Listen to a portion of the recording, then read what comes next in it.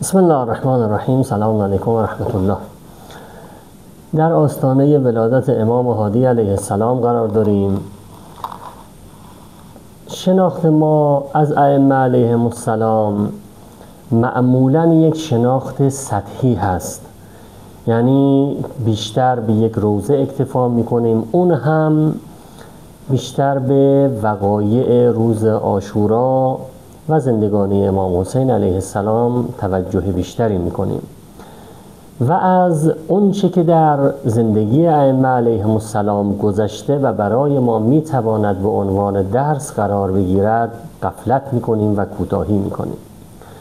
اگر بخوایم از امام هادی علیه السلام صحبت بکنیم، باید 4 نکته رو درباره امام هادی علیه السلام مورد نظر قرار بدیم. نکته اول این که امام هادی علیه السلام یک تبیینگر ماهر و یک استاد بیان معارف دینه.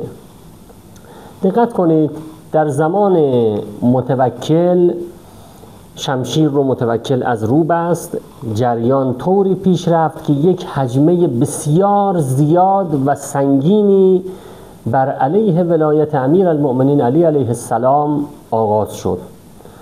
در زمان مأمون این گونه نبود. مأمون می نشست، مناظره می کرد. مأمون 2 حریم قائل بود، اگرچه که قاتل امام رضا علیه السلام بود، اما بین خود و بین دیگران حریمی قائل بود که از حضرت علی علیه السلام دفاع می کرد، مناظره می کرد. بعد باز بین خودش و ائمه علیهم السلام یه حریم دیگه داشت، یعنی ظاهر رو میتونست حفظ بکنه. اتفاقی که میافتاد، دخترش رو به عقد امام جواد علیه السلام در آورد. اگرچه که ام فضل فرزندی برای امام جواد علیه السلام نیاورد، اما امام هادی علیه السلام فرزند سمانه مغربیه هست، مراکش امروز. خب حالا از این بحث بگذریم. وقتی که متوکل این هجمه عظیم رو آغاز کرد، امام هادی علیه السلام در مقابلش چند تا کار کرد. 1. زیارت جامعه کبیره.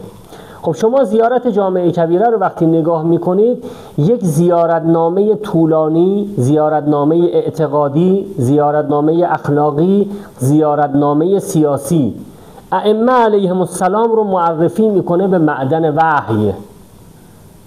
اگر من خیری رو بخوام یادآوری بکنم، ان ذکر الخیر کنتم اوله، شما اولش هستید، آخرش هستید.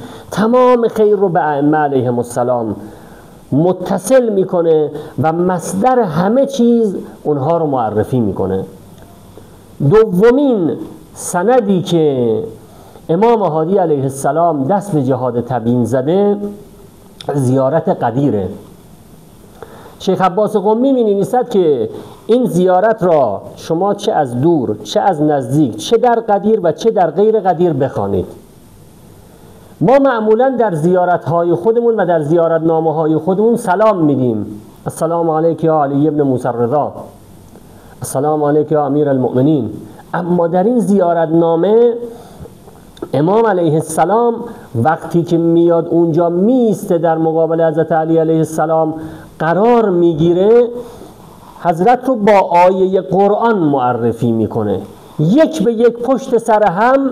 تو مصداق فلان آیه هستی، تو مصداق آیه زکات هستی، تو مصداق آیه ولایت هستی. همه آیات قرآن ردیف میکنه امام هادی علیه السلام درباره حضرت علی علیه السلام. سومین سند، زیارت مطلقه امیرالمؤمنین، زیارت 5 مفاتیح رو ببینید.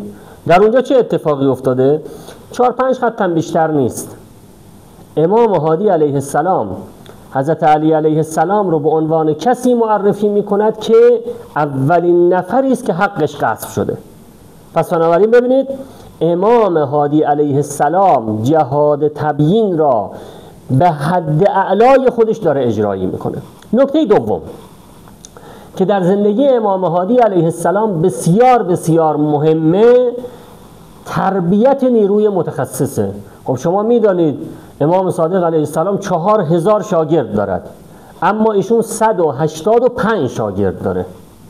خب 185 تا 4000 خیلی فاصله است.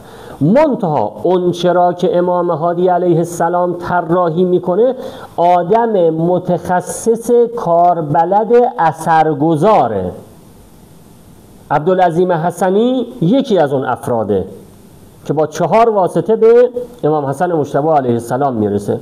خب این شخصیت اینقدر اثرگذاره که مجبور شهرهای مختلفی رو جابجا بکنه و برای زندگی خودش انتخاب بکنه و مخفیانه زندگی بکنه، چون اثرگذار در اجتماع مورد حجمه قرار میگیره. در شهرهای مختلف، در اهواز علی ابن مهزیار رو داره امام علیه السلام، اون هم اثرگذاره. در قم علی ابن ابراهیم قمی رو داره، 15 تا کتاب داره، کتاب تفسیر نوشته، 5000 روایت کافی مال ایشون و مال پدر ایشون هست. خب پس ببینید تربیت شخصیت‌های اثرگذار اما محدود. وقتی که امام علیه السلام در سامرا محدوده، دسترسی نداره، خیلی به اصطلاح به اجتماع دسترسی نداره، کیفیت بسیار بالایی رو در نظر میگیره.